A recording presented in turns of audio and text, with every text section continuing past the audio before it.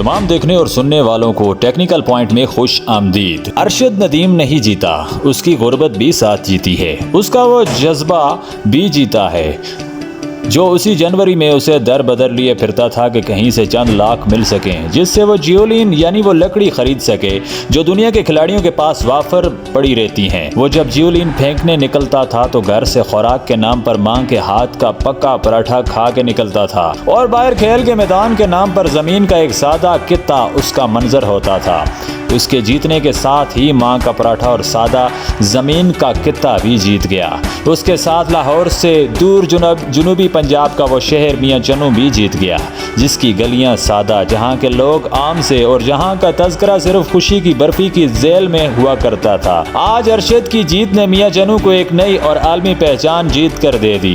अरशद नदीम के साथ ही वो गरीब बाप भी जीत गया जो अपने बच्चे के खेल पर हैरान हुआ करता था कि एक लाठी को जोर से दूर फेंकना भी भला कोई खेल हो सकता है, कि खेल तो क्रिकेट हुआ करता है, उस खेल को भला कौन जानता और मानता ही कौन है।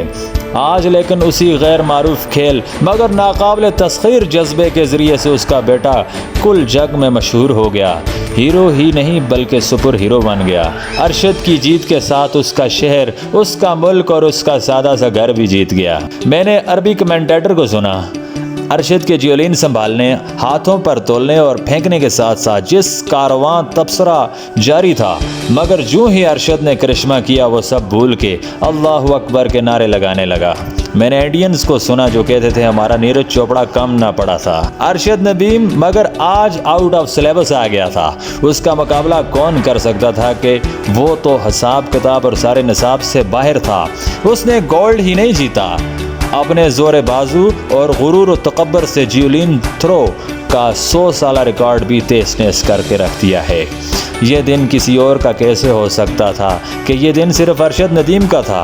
करोड़ों के अखराजात करके एहतमाम से मैदान में उतरने वालों के मुकाबल एक नौजवान की गुर्बत व असरत का दिन, ये दिन एक छोटे शहर के नज़रअंदाज करदा नौजवान के पेरिस जैसे खुशबुओं के शहर में सजदा कर दिखाने का दिन था। अरशद नदीम तेनू रब दियां रखा। अरशद नदीम तुमने सारी दुनिया में सजदे का मंजर दिखा दिया, खुदा तुम्हें हर मंजर में दिखाए।